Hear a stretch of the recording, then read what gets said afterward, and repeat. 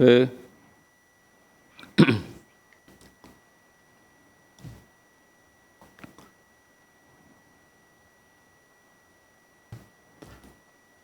Bismillah. Assalamualaikum warahmatullahi wabarakatuh. Alhamdulillah hamdan katsiran thayyiban mubarakan fi kama yuhibbu rabbuna wa yarda. Pemirsa Fatwa TV, alhamdulillah kita dapat bersua kembali di program live interaktif meneladani akhlak Rasulullah sallallahu alaihi wasallam.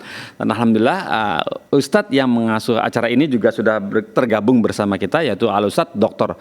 Sofyan Baswedan hafizallahu taala, dan alhamdulillah beliau juga masih tetap di kota kediamannya di kota Surakarta atau kota Solo ya. Barakallahu fikum, nanti kita akan sapa. Dan bagi pemirsa yang tergabung merelay acara ini, jazakumullah khairan atas kesabaran dan kesetiaannya, tetap merelay acara Fatwa TV, terutama live interaktifnya tanya jawab. Anggota Visi ya, Asosiasi Radio dan Televisi Islam Indonesia, barakallahu fikum. Dan bagi pemirsanya atau pendengarnya bisa bergabung atau bertanya di line telepon di atas kepala saya 021 di kode Jakarta ya, 212323333 begitu. Barakallahu fikum. Sekarang kita sapa ustadznya. Assalamualaikum warahmatullahi wabarakatuh, Ustadz Sofyan Baswedan. Waalaikumsalam warahmatullahi wabarakatuh. Apa kabar Ustadz? Apa kabar Ustadz? Alhamdulillah sehat. Jakarta hujan? Solo hujan kah? Hujan juga. Hujan juga, alhamdulillah, barakallahu fikum. Iya. Di sini rutin Ustadz, kayaknya di Jakarta habis asar seringnya begitu. Jakarta Jabodetabek gitu, habis asar rata-rata begitu. Ya, barakallahu fikum Ustadz. Alhamdulillah di kesempatan ini kami bersyukur kepada Allah dan tidak kurang-kurangnya, dan kemudian juga berterima kasih kepada antum yang sudah meluangkan waktunya untuk menerima pertanyaan-pertanyaan yang diajukan ke Fatwa TV, khususnya mengenai untuk halaman meneladani akhlak Rasulullah SAW. Barakallahu fiikum Ustadz. Alhamdulillah. Terus kemudian mau dong kita dikasih nasihat lagi di awal pertemuan ini Ustadz. Bebas Ustadz, mengenai apa saja. Dan ternyata setelah kami bencana masih berlanjut nih Ustadz. Bencana Cianjur baru aja beberapa 2 hari lalu, terus ditambah lagi Malang, kota Malang tadi malam, kemarin kalau nggak salah, kota Malang Jawa Timur berasal dari laut. Pulau Jawa bencana, masa bukan hadiah akhir tahun ya Ustaz, bencana akhir tahun kan? Bagaimana ini? Barakallahu fikum, minta nasihatnya bagi mereka yang keluarganya yang terkena dampaknya. Mohon kesabarannya atau bagaimana gitu Ustaz. Barakallahu fikum Ustaz. Ya, bismillah, alhamdulillah, wassalatu wassalamu ala khairi khalqillah Muhammad ibn Abdullah wa ala alihi wa sahbihi wa man wala, amma ba'd. Allah subhanahu wa ta'ala berfirman, wa ma asabakum min musibatin fabima kasabat aydikum wa ya'fu an katsir. Yang artinya apapun musibah yang menimpa kalian, maka itu adalah akibat perbuatan kalian. Dan Allah masih memaafkan banyak kesalahan kalian. Nabi SAW juga bersabda, yubtala ar-rajulu ala qadri dinihi fa in kana fi dinihi salabatun zida fi bala'ih. Seseorang itu akan diberi ujian oleh Allah sesuai dengan kadar kekuatannya dalam berpegang dengan din, dengan ajaran Allah dan Rasulnya Sallallahu Alaihi Wasallam. Makin seseorang itu kuat agamanya, makin ditambah juga ujiannya. Ya, asyaddun nasi bala'an al-anbiya thumma al-amthal fal-amthal. Dalam hadis yang lain Nabi mengatakan orang yang paling berat ujiannya itu adalah para nabi. Kemudian yang mendekati, dan yang mendekati, demikian seterusnya. Intinya dari ini semua, pemirsa sekalian yang dirahmati oleh Allah, bahwa memang Allah Subhanahu wa ta'ala akan senantiasa memberikan ujian kepada kita, orang-orang yang beriman. Dan ujian ini tidak lepas dari beberapa hikmah ya, atau tidak lepas dari beberapa penyebab. Ada kalanya itu karena dosa-dosa kita, sebagaimana yang disebutkan dalam Al-Quran tadi.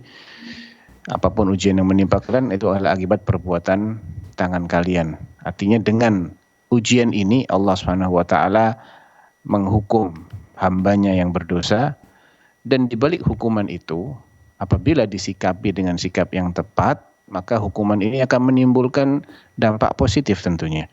Di antara dampak positif dari hukuman Allah melalui musibah-musibah itu adalah pertama, dia akan menggugurkan dosa-dosa kita. Ketika musibah ini kita hadapi dengan sabar, dengan istighfar, dengan taubat kepada Allah Subhanahu wa taala, maka jelas ini merupakan pengaruh yang positif dari sebuah musibah. Dengan itu dosa-dosa kita diampuni oleh Allah Subhanahu wa taala. Namun ketika itu bukan dalam rangka menghukum, semata-mata Allah ingin menguji keimanan kita, dan kita juga bisa menyikapinya dengan sikap yang tepat, dengan sabar, dengan ihtisabul ajr, dengan mengharap pahala dari Allah Subhanahu wa taala, maka ini akan mengangkat derajat orang-orang yang beriman. Jadi derajat itu akan terangkat seiring dengan musibah-musibah yang berhasil dia hadapi sesuai dengan ajaran syariat.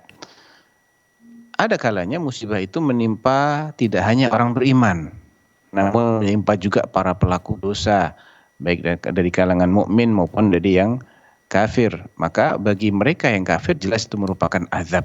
Tidak ada kemungkinan lain, ya, karena mereka tidak akan mendapatkan pahala apapun selagi mereka masih dalam kekafirannya. Jadi kemungkinan mendapatkan ampunan dari Allah, kemungkinan mendapatkan pahala dan kenaikan derajat itu hanya bagi orang-orang yang beriman.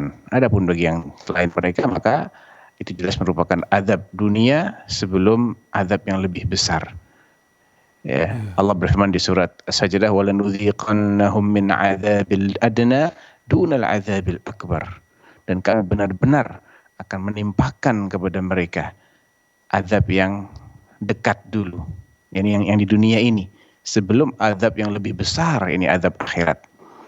Maka ini harus menjadi pelajaran bagi siapapun yang masih belum tunduk kepada dinullah ini, untuk segera bertaubat dan masuk ke dalam pangkuan Islam, supaya mereka tidak mati dalam kekafiran yang ini merupakan musibah terbesar.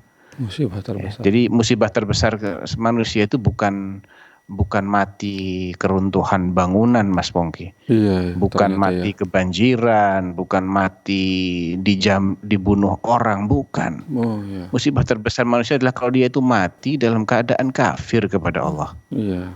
Makanya Allah mewanti-wanti kita kan, ya ayyuhalladzina amanu taqullaha haqqa tuqatih wa la tamutunna illa wa antum muslimun. Iya. Bertakwalah kalian sebenar-benar takwa kepada Allah, dan jangan sampai kalian itu mati kecuali dalam keadaan muslim. Ya. Innal ladzina kafaru wa matu wa hum kuffarun. Sesungguhnya mereka yang kafir yang mati dalam keadaan kafir itu, maka jelas ya akibatnya mereka akan kemana. Jadi yang penting itu bukan kita selamat dari bencana ataukah tidak selamat dari bencana ya. Iya. Ya itu kan bukan sesuatu yang di tangan kita sebetulnya. Betul. Yang penting kita ini selamat dari kekufuran, selamat dari kemusyrikan, selamat dari hal-hal yang mengundang murkanya Allah Subhanahu wa taala. Iya. Begitu Mas Pongki, wallahu a'lam. Barakallahu fikum Ustaz. Seperti itu, Ustaz. Seperti itu. Jadi musibah yang terbesar adalah mati dalam keadaan kekafiran ya Ustaz. Barakallahu fikum. Seperti itu nasihat buat kita semua. Semoga pemirsa dan pendengar radio dan kita semua dapat mengambil intisari dari nasihat Ustaz Dr. Sofyan Basubir. Dan tadi adalah musibah terbesar bagi seorang muslim adalah mati dalam kekafiran. Nauzubillah min dzalik. Baiklah pemirsa,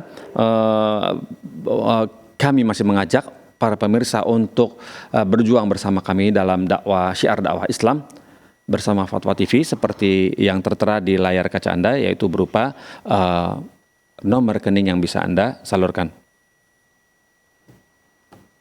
Baik, barakallahu fikum. Berikutnya kita lanjut kembali ke pertanyaan pertama, boleh Ustaz ya, dari pertanyaan pertamanya Ustaz ya. Ya, tafadhal. Barakallahu fikum. Nah, sekarang pertanyaan pertama dari Matrawi di Jawa Timur, Nganjuk. Begini pertanyaannya, Assalamualaikum Ustaz Sofyan, ada yayasan yang berdasarkan Al-Quran dan As-Sunnah. Ada yayasan yang berdasar Al-Quran dan As-Sunnah. Juga pemahaman ulama salaf. Dia menerangkan bahwa malam Lailatul Qadar hanya terjadi pada waktu Rasulullah SAW masih hidup. Jadi disamakan dengan hari kemerdekaan hanya terjadi cuma satu kali, sedangkan untuk tahun. Mungkin satu kali dalam setahun gitu maksudnya. Berikutnya hanya sekedar peringatan saja. Katanya begitu. Menurut pemahaman salah yayasan yang berdasarkan Al-Quran dan As-Sunnah di Indonesia ini, begitu pemahamannya begitu. Terus pertanyaannya, apakah benar ada ulama salaf yang memahami yang seperti ini, kondisi yang seperti ini tersebut di atas? Dan menurut Ustadz, bagaimana ya pemahaman yang seperti ini? Barakallahu fikum Ustadz atas nasihatnya. Ya, barakallahu fik. Yang jelas itu bukan pemahaman para salaf. Oh, ya. Karena Nabi SAW memberikan perintah yang sifatnya umum, mutlak. Iltamisuha fil ashril awakhir, kata Nabi. Carilah malam Lailatul Qadar itu pada 10 malam terakhir. Perintah ini beliau tujukan kepada sahabat-sahabatnya. Dan sahabat-sahabat beliau itu banyak yang masih hidup sepeninggalnya Nabi SAW. Mayoritasnya masih hidup sepeninggal Nabi SAW. Dalam Sahihain juga disebutkan bahwasanya Nabi SAW itu i'tikaf di 10 hari terakhir, 10 malam terakhir bulan Ramadan. Wa'takafa azwajuhu min ba'dihi, dan istri-istri beliau juga i'tikaf sepeninggalnya Nabi SAW. Ini menunjukkan bahwa Lailatul Qadar tidak hanya di masa hidupnya Rasulullah. Kalau dikatakan itu hanya peringatan, jelas itu sesuatu yang sangat jauh dari kebenaran. Tidak ada yang memahami seperti itu kecuali orang-orang yang tidak faham terhadap dalil. Adapun as-salafus saleh, mereka tidak seperti itu pemahamannya. Ya, mereka sangat antusias untuk menghidupkan 10 malam terakhir di bulan Ramadan ini dengan ibadah-ibadah, dengan qiyamul lail, dengan doa, dengan tilawatul Quran, dengan zikrullah, ya, dengan i'tikaf. Nah, Kalau seperti itu ya. Jadi ini pemahaman yang salah ya saja, ya salah. Jadi salah. Bukan peringatannya aja, jadi kejadian yang dulu terus sekarang cuma peringatan kayak 17 Agustus atau kemerdekaan, itu salah sekali. Barakallahu fikum Ustaz atas ilmu yang sudah di-sharing kepada kita. Berikutnya pertanyaan datang dari telepon, sebentar di handle oleh operator dulu. Kita nantikan sebentar pemirsa. Baik. Baik, kita sapa sekarang. Assalamualaikum Fatwa TV. Assalamualaikum Fatwa TV. Waalaikumsalam. Iya, dari Bapak siapa di mana? Saya Hengki Abdullah dari Jakarta. Bapak Hengki di Jakarta ya Pak? Ya, Silakan Bapak Hengki. baik. Assalamualaikum warahmatullahi wabarakatuh. Ustadz Sofyan. Waalaikumsalam warahmatullahi wabarakatuh. Iya Pak, tafadhal. Halo. Iya, silakan Bapak Ya, Hengki. silakan, Kami mendengar. Oh, baik. Siap. Ustadz, saya mau tanya. Saya pernah membaca bahwa untuk menghadiri majelis taklim, majelis ilmu, itu pahalanya lebih baik dari 1000 sholat sunnah dan 1000 menghadiri menghadiri orang sakit, dan 1000 pula untuk melayat orang meninggal. Yang saya tanyakan apa itu ada hadis yang sahih, Ustaz ya. Terima kasih. Ya, sama-sama. Waalaikumsalam. Terima kasih sudah telepon ke Fatwa TV, Pak Hengki. Tafadhol ya Ustaz. Ya, sejauh yang saya ketahui saya belum pernah Pak mendapatkan hadis yang sahih 1000 yang mengatakan demikian. Ya, 1000 kali, lebih baik 1000 kali sholat sunnah, lebih baik 1000 kali mengunjungi orang sakit ataupun mengantarkan jenazah. Ya, namun dari redaksinya Pak, dari narasinya itu terlalu berlebihan. Dan biasanya kalau sudah berlebihan begitu itu tidak sahih. Ya, karena Nabi tidak terkenal suka over ya dalam menjanjikan pahala, dalam memuji suatu amalan itu tidak berlebih-lebihan seperti itu. Namun setahu saya tidak pernah mendengar hadis yang sahih seputar apa yang disebutkan tadi. Nah, Allahu a'lam. Barakallahu fikum Ustaz.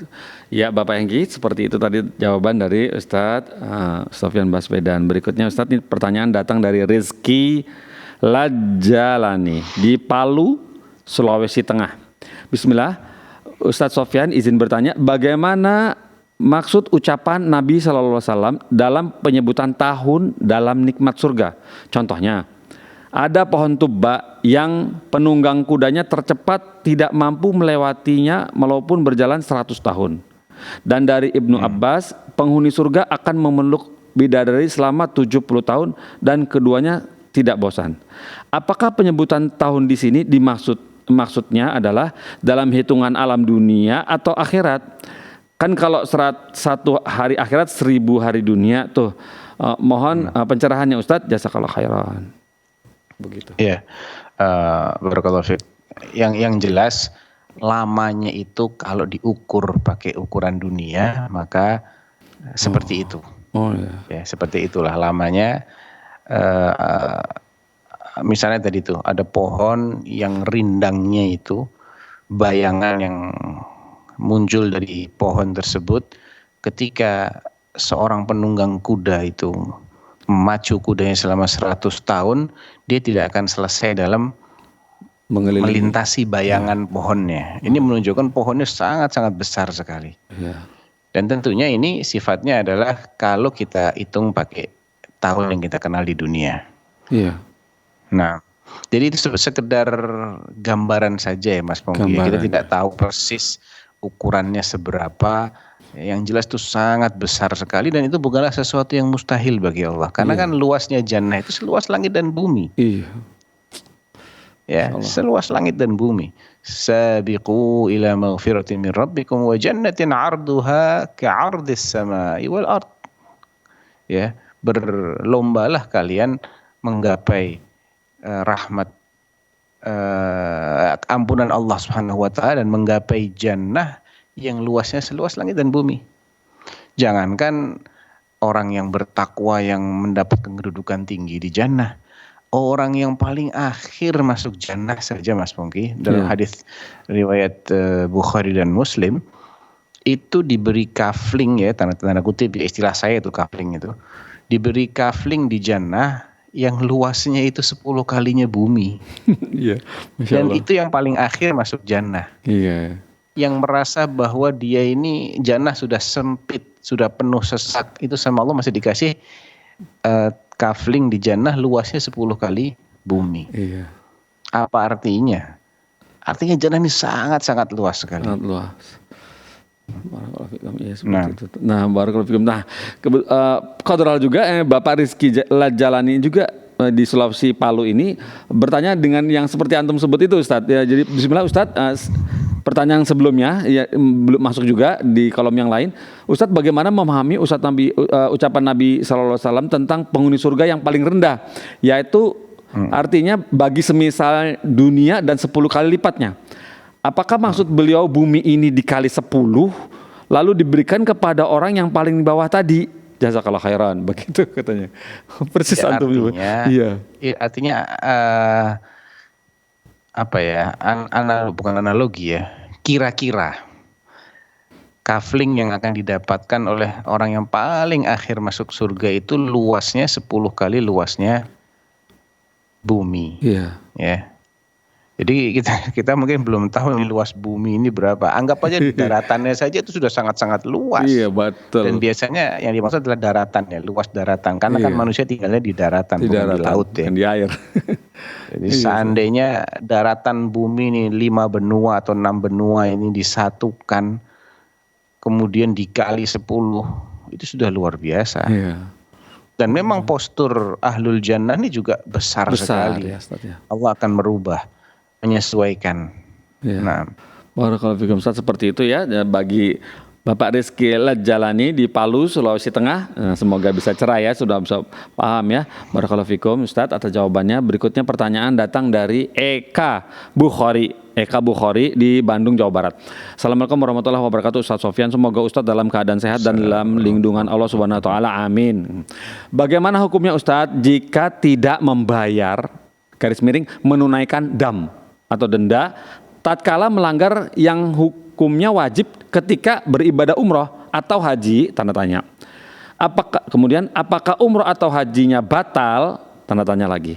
Kemudian apakah harus mengulangi ibadah umrohnya dan hajinya? Tanda tanya lagi. Jazakumullah khairan Ustadz atas pencerahannya. Ya, dam itu masih tetap dalam tanggungan dia. Itu hutang yang dia harus bayarkan. Oh gitu. Tidak berarti hajinya batal, namun dia berdosa kalau dia mampu membayar dam, namun tidak dia lakukan itu. Dan damnya itu kan sifatnya opsional, namun ada urutannya. Ya, paling tidak dia menyembelih seekor kambing kalau memiliki kambing. Tergantung pelanggarannya ya. Iya. Ada pelanggaran yang terkena dam yang berat, seperti melakukan jima bagi orang yang dalam keadaan ihram. Ya, sebelum dia tahalul dia berjima, maka itu terkena dam yang paling berat. Iya. Itu akan membatalkan ibadahnya dan dia wajib mengulangi, dan dia terkena dam yang berat, yaitu seekor unta atau seekor sapi. Ya. Bukan hanya kambing. Tapi kalau normalnya dam itu adalah memotong seekor kambing. Jika tidak mampu, ya maka bisa diganti dengan puasa 7 hari puasa 3 hari dan ditambah 7 hari. Itu kalau terkait dengan haji. Kalau terkait dengan haji, pelanggaran-pelanggaran yang berakibat dam terkait dengan haji, dia tidak bisa bayar dengan membeli kambing kemudian dititipkan agar disembelih di area tanah suci Makkah dan dibagi-bagikan semuanya kepada fakir miskin. Ya, dia nggak bisa melakukan hal tersebut, maka dia harus menggantinya dengan puasa 3 hari ketika haji dan 7 hari sepulang dia dari haji ke kampung halamannya. Namun jika dia masih bisa mengirimkan dananya, maka tidak mengapa. Dia kirimkan dananya, ketika dia sudah tahu hukumnya, dia kirimkan dananya, tolong belikan kambing yang kriterianya adalah seperti hewan kurban, sembelih di area tanah suci. Jadi jangan di luar Mekah, jangan di luar tanah sucinya ya. Kan antara tanah suci dengan kota Makkah itu kan sekarang tidak 100% sama. Ada bagian dari kota Makkah secara administratif, tapi dia di luar tanah suci. Namanya masih Makkah kalau kita bicara secara administratif, itu masih masuk kategori Makkah, tapi dia di luar area tanah suci. Nah, tidak boleh di situ. Jadi harus disembelih di dalam area tanah suci. Biasanya tempat-tempat penyembelihan hewan itu memang di dalam tanah suci, disentralkan gitu. Dipotong di situ, kemudian dagingnya dibagi-bagikan kepada fakir miskin di Makkah. Itu yang bersangkutan tidak boleh ikut makan. Jadi orang yang diamanahi, dia harus membagi-bagikan kepada fakir miskin. Si pembayar dam itu sendiri tidak boleh makan dari damnya. Oh gitu ya. Barakallahu fikum, seperti itu ya Ustaz nasihatnya. Berikutnya Ustaz, ini pertanyaan datang dari Wahidin Fitrianto di Kulon Progo, Yogyakarta. Bertanya seperti ini. Izin bertanya. Oh, ada telepon masuk, coba kita sapa telepon dulu yang masuk, kita dahulukan. Assalamualaikum Fatwa TV. Iya. Iya. Silakan Ibu Mariati, betul? Ya, betul. Maaf Ibu Mariati, mohon volume untuk mendengarkan kita, baik itu di handphone atau di tablet atau di televisi, mohon dikecilkan dulu volumenya. Nanti Ibu Mariati berbicara dengan Ustaz Sofyan melalui teleponnya Ibu aja. Sudah Ibu? Nggak kedengeran ya? Ya, ini baru mantul suaranya. Ya, sudah. Dikecilkan suaranya sudah Bu? Ya. Masih mantul. Gini aja, Ibu silakan ditanyakan apa yang mau ditanyakan, silakan Bu. Ya. Assalamualaikum Ustaz. Waalaikumsalam warahmatullahi. Silakan ditanyakan apa yang mau ditanyakan, silakan Bu. Assalamualaikum Ustaz. Televisinya dimatikan aja Bu, dikecilkan, jadi suaranya tidak mantul Bu. Sore Ustaz. Iya Ibu, Bu Mariati, silakan Ibu ditanyakan apa yang mau bertanya apa? Taib. Ya, Masih tersambung, Ibu mau bertanya apa? saya mau bertanya Ustaz. Silakan. Ya, suami saya itu meninggal sehingga sudah mendaftar haji. Ya. Itu baiknya diganti oleh anak atau dibatalkan. Yang pertama. Yang kedua, Suaminya meninggal sudah daftar haji begitu? Ya. apakah benar Ustaz? Lanjut, Ibu. Ya, Lanjutkan. Silakan. yang kedua yaitu apa betul orang-orang yang sudah di akhirat atau yang sudah meninggal dunia itu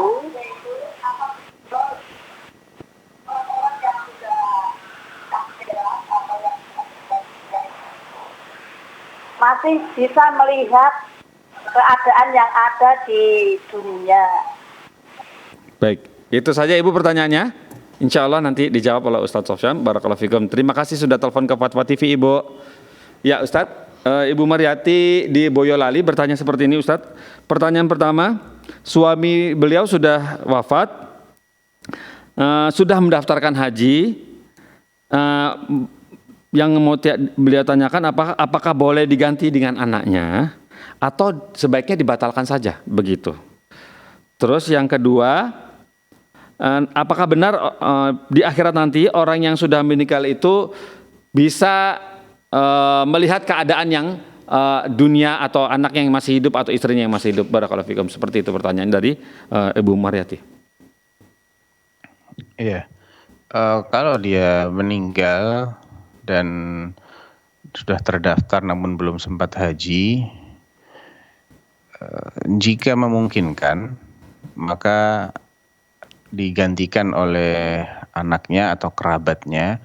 Namun yang perlu diingat di sini bahwa pahala haji itu hanya bisa dikirimkan kepada orang yang sudah meninggal manakala dia dihajikan oleh orang yang sudah pernah haji untuk dirinya terlebih dahulu. Nabi SAW pernah mendengar ketika haji wada ada salah seorang sahabat mengatakan, labbaika an Syubrumah. Aku penuhi panggilanmu atas nama Syubrumah. Ditanya oleh Nabi, man Syubrumah? Siapa Syubrumah itu? Qala akhun li au qaribun li. Dia adalah saudaraku atau kerabatku. Ditanya lagi oleh Nabi, hajajta an nafsik? Engkau sudah berhaji untuk dirimu sendiri? Kata dia, la, belum. Qala fahujja an nafsik thumma hujja an Syubrumah.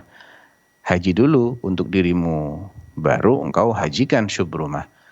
Jadi kalau maksudnya agar yang bersangkutan itu tetap mendapatkan pahala haji, maka silahkan dia dihajikan oleh anaknya atau kerabatnya.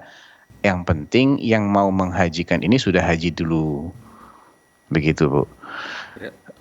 Adapun yang kedua tadi tentang mayit, apakah benar mayit itu masih bisa tahu memonitor keadaan memonitor? Nggak benar, Bu. Orang sudah meninggal sudah selesai. Ya, nggak tahu apa-apa tentang keluarganya, bahkan dia itu sangat bergantung kepada belas kasih orang-orang yang mau mendoakan dia di samping amalnya dia ya. Karena yang akan menemani seseorang dalam kuburnya itu amalnya. Dan yang akan bermanfaat bagi seorang mayit adalah 3 diantaranya adalah sedekah jariah, ilmu yang bermanfaat, atau anak soleh yang mendoakan dia. Demikian pula ketika ada orang-orang yang mengirimkan pahala dengan bentuk-bentuk tertentu seperti bersedekah, niatnya untuk pahalanya untuk si mayit, ya. Nah, itu bisa sampai, tapi selain itu tidak akan mendapatkan manfaat apa-apa. Innaka la tusmi'ul mauta wa ma anta bimusmi'in man fil kubur. Engkau tidak bisa menjadikan orang yang mati itu mendengar. Dan engkau juga tidak bisa menjadikan orang yang sudah dikubur itu mendengar. Jadi dia sudah mati sebelum dikubur aja dia nggak bisa apa-apa, apalagi setelah dia dikubur kecuali dalam hal-hal yang memang dalil itu menyebutkan dia mendengarnya. Contohnya peristiwa yang dialami oleh orang-orang musyrik, ya, mayat-mayatnya Abu Jahal dan kawan-kawannya itu ketika dimasukkan ke dalam sebuah sumur tua di desa Badar, itu Nabi SAW menyuruh sahabatnya untuk menanyakan, panggil tuh nama-nama mereka. Kalau nggak salah Umar yang diminta, begitulah Nabi. Hal wajadtum ma wa'ada rabbukum haqqa faqad wajadna ma wa'ada rabbuna haqqa. Hei kalian, katanya, apakah kalian mendapatkan bahwa apa yang Allah janjikan untuk kalian itu benar-benar ada? Sesungguhnya kami mendapati apa yang Allah janjikan untuk kami benar-benar ada. Nah, Umar ketika disuruh mengatakan begitu, menanyakan begitu kepada jasad-jasad yang sudah bergeletak itu, dia pun bingung, ya Rasulullah, kan sudah mati. Bagaimana mereka bisa mendengar? Ya, maka dalam konteks ini Nabi mengatakan, engkau tidak lebih mendengar daripada mereka. Ya, namun mereka nggak bisa menjawab. Mereka tidak bisa membalas pertanyaan itu. Dalam hal-hal yang dikecualikan kita katakan mereka mendengar. Contoh lain, ketika seorang sudah dikuburkan, ya, kemudian para pelayat itu mulai meninggalkan area pemakaman, si mayit ini masih bisa mendengar derap langkah keluarganya. Nah, itu dalam hal seperti itu saja. Jadi kalau tidak ada dalil, ya kita katakan hukum asalnya dia nggak bisa mendengar. Nah, kalaupun dia bisa mendengar, dia nggak bisa menjawab. Jadi bukan berarti dia memperhatikan seperti ketika dia masih hidup, tidak. Mendengarnya mayit, bicaranya mayit, mengeluhnya mayit, itu semua menyesuaikan dengan alamnya, yaitu alam barzah. Dia bukan seperti alam dunia lagi. Ya, memang betul setelah dia dimasukkan ke dalam kubur, ruhnya akan dikembalikan lagi dan dia akan ditanya, didudukkan oleh malaikat. Tapi ini dengan versi alam barzah, bukan dengan versi dunia. Orang yang tidak bisa memahami ini, dia akan kebingungan. Kok kayaknya kontradiksi ya, gimana nih sudah mati kok katanya dikembalikan lagi ruhnya. Jadi hubungan antara ruh dengan jasad itu macam-macam, Mas Pongki. Iya. Ada hubungan antara ruh dengan jasad ketika janin itu mulai ditiupkan ruh padanya. Yeah. Dan ruh ini memang unik. Dia tidak sama persis dengan yang kita kenal sebagai nyawa. Ya. Ruh itu tidak 100% sama dengan nyawa. Kenapa demikian? Karena Allah Subhanahu wa taala mengatakan, Allahu yatawaffal anfusa hina mautiha wallati lam tamut fi manamiha fayumsiku allati qadha 'alaiha al-mauta wa yursilul ukhra ila ajalin musamma. Allah itu yang mewafatkan manusia-manusia itu ketika dia benar-benar mati, sebagaimana Allah juga mewafatkan mereka ketika tidur. Akan tetapi kalau tidur ini, begitu dia mau bangun dikembalikan ruhnya oleh Allah. Sedangkan yang beneran mati nggak dikembalikan lagi. Yeah. Padahal kalau kita tanya kepada dokter-dokter, ini orang tidur atau mati, Dok? Dia bilang tidur. Masih bernyawa nggak, Dok? Dia bilang masih bernyawa. Tapi kata Allah, ruhnya sedang dipegang oleh Allah. Begitu dia siuman, kembali lagi ruhnya. Berarti ruh tidak 100% sama dengan nyawa.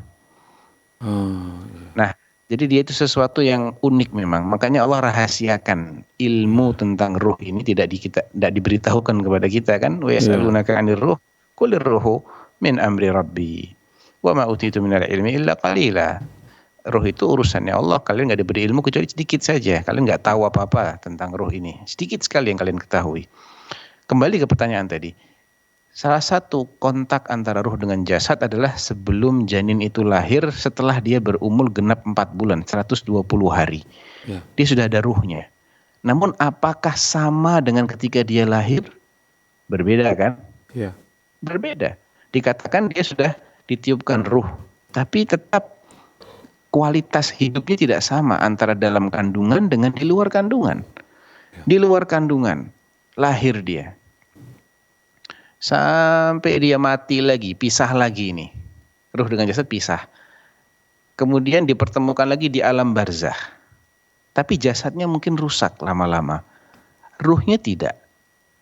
Ya. Nanti suatu ketika dia akan dipertemukan lagi dengan pertemuan yang sifatnya abadi. Pertemuan yang itu adalah paling sempurna, yaitu di saat dibangkitkan dari kubur. Makanya kita ini dibilang hidupnya 2 kali, matinya 2 kali. Ya, mati sebelum kita diciptakan oleh Allah, kemudian hidup di dunia, kemudian mati alam barzah, kemudian hidup lagi di akhirat. Jadi kontak antara ruh dengan jasad itu memang bervariasi. Iya. Ketika dikatakan ini dia ruhnya bertemu dikembalikan oleh Allah, jangan dibayangkan itu seperti hidup di dunia. Ruhnya orang-orang yang mati syahid itu diberi rezeki oleh Allah, tapi tetap tidak sama hukum-hukumnya dengan saat mereka masih hidup di dunia. Ya, yang namanya orang mati ya mati, hartanya dibagi waris. Kalau mati itu sama dengan hidup, nggak boleh bagi waris, kan hartanya masih milik dia. Iya. Ya, istrinya nggak boleh dikawinin lagi, kan masih istrinya dia. Iya. Kenapa janda itu setelah lewat masa iddah boleh dinikahin oleh orang lain? Karena hukum dunianya sudah selesai. Dengan matinya yang bersangkutan ini hukum dunia selesai. Dan syariat itu berlakunya di dunia ini, di akhirat hukumnya beda lagi. Iya. Gitu. Jadi jangan kita samakan dengan hidup di dunia. Nah, Barakallahu fikum, seperti itu ya. Ya, Ibu yang bertanya tadi, Bu Mariati ya kalau nggak salah tadi, mau bisa paham ya Bu ya. Alhamdulillah. Berikutnya ini sudah ada telepon masuk lagi, ya kita sapa. Assalamualaikum Fatwa TV. Ibu Rosmini dari Pacitan ya. Iya, betul. Iya, silakan Ibu. Iya, terima kasih. Assalamualaikum warahmatullahi wabarakatuh, Ustaz. Waalaikumsalam warahmatullahi wabarakatuh. Ini mohon maaf, sebenarnya hampir sama dengan pertanyaan Ibu yang barusan itu tadi. Namun yang saya tanyakan, apa belum ada perubahan peraturan di Arab Saudi yang katanya kalau usia 60 ke atas itu tidak diberangkatkan. Kalau memang begitu, saya sudah 6 tahun yang lalu atau 7 tahun yang lalu daftar, sampai sekarang belum ada beritanya. Kalau toh nanti ya memang semua itu kehendak Allah, saya dipanggil belum sampai menunaikan ibadah haji, apa saya termasuk kurang melaksanakan syariat, apa termasuk saya udzur atau termasuk saya bagaimana Ustaz? Terima kasih jawabannya. Saya kalau khairon. Assalamualaikum warahmatullahi wabarakatuh. Waalaikumsalam warahmatullahi wabarakatuh Ibu. Assalamualaikum Kita pada Ustaz. Terkait dengan peraturan pemerintah Arab Saudi, saya memang tidak follow up ya Bu ya. Biasanya nanti akan lebih tepat kalau ditanyakan kepada penyelenggaranya saja. Kalau yang haji pemerintah itu mungkin KBIH-nya lebih paham ya tentang aturan-aturan seperti ini. 65 tahun Ustaz. 65 tahun di sini tertulis jamaah haji tahun 2023 itu adalah 65 tahun ke atas jadi prioritas, justru malah 65 tahun ke atas jadi prioritas ya. Iya. Ya alhamdulillah kalau sudah jadi prioritas insyaallah tidak ada kendala biidznillah ya. Iya. Adapun seandainya Allah memanggil seseorang, mewafatkan seseorang sebelum dia bisa menunaikan haji, ya itu di luar kehendak siapa-siapa Bu. Yang penting sudah ada niat, sudah ada usaha, sudah mewujudkan langkah-langkahnya, itu sudah insya Allah akan memberikan pahala yang sempurna. Nabi SAW pernah berhijrah, bepergian ya, safar dalam rangka jihad fisabilillah.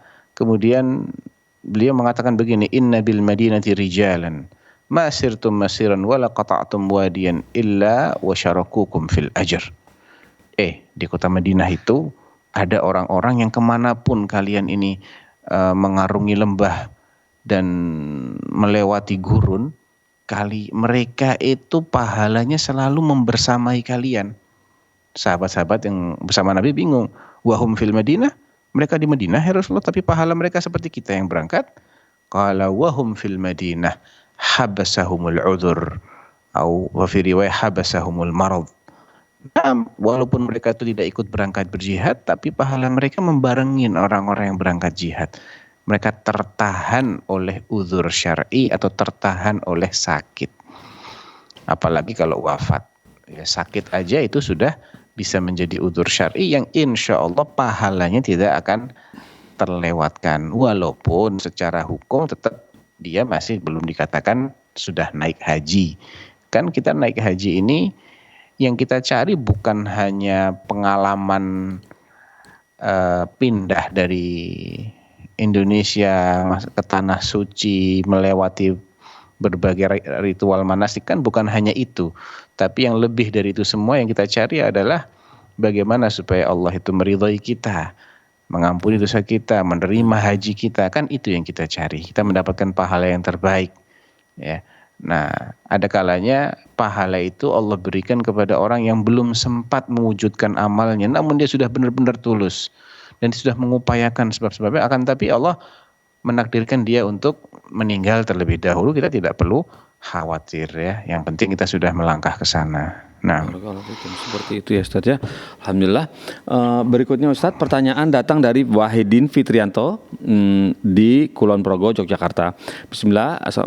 Izin bertanya Ustaz Sofyan, setelah membaca sirah Nabi, saya masih belum paham kenapa Rasulullah SAW mengirim pasukan. Kenapa Rasulullah SAW mengirim pasukan untuk mencegat kafilah dagang Quraisy yang sehingga terjadi perang Badar. Apa tujuan dari menghadang kafilah dagang tersebut?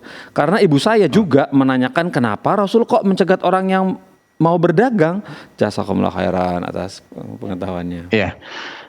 Barakallahu fiik. Pertanyaannya cukup bagus ya. Kalau saya punya hadiah, saya kasih hadiah nih yang bertanya ini.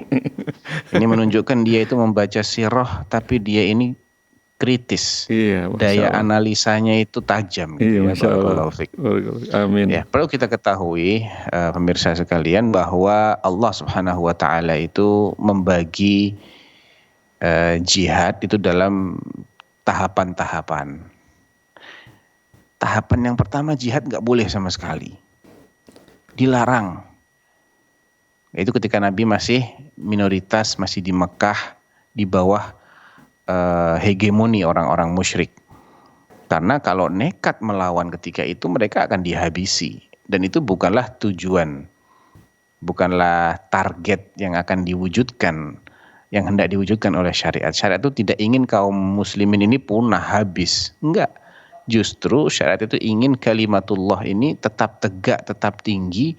Bagaimana? Ya dengan semakin banyak orang yang menyuarakan kalimatullah akan semakin tinggi. Oleh karena itu eksistensi ini harus dipertahankan. Kalau jumlahnya terlalu sedikit, kekuatan musuh lebih besar, ya sabar. Ya. Kemudian mulailah mereka diperintah untuk hijrah. Ya. Untuk meninggalkan tempat yang mereka itu ditindas di situ. Yang harta mereka dirampas, dan mereka dulu diintimidasi, disakiti, dianiaya, disiksa. Yang bisa hijrah, hijrahlah kalian. Maka hijrahlah sebagian ke negeri Habasyah. Ada yang kemudian sampai 2 kali berangkat ke sana, dikiranya kondisi Makkah sudah membaik, mereka pulang ternyata masih sama, mereka berangkat lagi. Ada yang hijrah ke Madinah, yang mayoritas adalah hijrah ke Madinah. Bahkan yang mereka tadinya di Habasyah akhirnya balik pulang dan bersama-sama Nabi di Madinah. Ketika di Madinah mulailah tersusun kekuatan yang independen, tidak lagi di bawah pengaruh orang-orang musyrik Quraisy. Pada tahun kedua Allah Subhanahu wa taala mengizinkan dengan turunnya ayat udzina lil ladzina yuqataluna bi annahum zulimu wa innallaha ala nasrihim laqadir. Telah diizinkan bagi orang-orang yang beriman ya, yang dulu diperangi oleh musuh-musuhnya itu, diintimidasi, dipojokkan, dizolimi, diboikot, mereka diizinkan untuk membalas, untuk melawan balik. Dan Allah benar-benar berkuasa untuk memenangkan mereka. Nah, ketika turun ayat ini, maka kan memang tidak ada perjanjian damai ya antara Nabi dengan orang-orang musyrik. Ya, mereka betul bermusuhan. Mereka bermusuhan. Tidak ada perjanjian damai yang harus ditaati oleh kedua belah pihak. Jadi berlaku hukum asal di mana orang-orang musyrik adalah musuhnya orang-orang beriman dan mereka juga masih terus memburu orang-orang beriman. Nabi SAW ketika turun ayat ini maka beliau berinisiatif atas perintah Allah untuk mencegat. Tujuannya beliau itu memang sekedar mencegat kafilahnya Abu Sufyan yang menurut informan atau mata-mata Rasulullah, kafilah ini membawa perniagaan, merupakan sumber perekonomian Quraisy. Yang namanya perang itu kan yang diserang bukan hanya sisi militer saja kan Mas Pongki, tapi militer ini kan didukung oleh perekonomian. Ya, kalau ekonomi tetap kuat, tetap dikdaya, mereka akan terus memproduksi alat-alat perang ya seperti hari inilah. Negara-negara yang kuat ekonominya itu sulit untuk ditaklukkan. Sehingga termasuk siasat melemahkan musuh adalah melemahkan di perekonomian musuh. Nah, berhubung mereka itu menggantungkan perekonomian mereka dengan kafilah dagang yang pergi setiap musim dingin dan musim panas, kadangkala ke Yaman, kadangkala ke Syam. Nah, ketika itu ada berita kafilahnya Abu Sufyan yang berisi perbendaharaan atau harta bendanya orang-orang Quraisy ini sedang menuju balik ke Makkah. Kan dulu orang-orang beriman dirampas hartanya, disita. Artinya mereka diberi izin oleh Allah untuk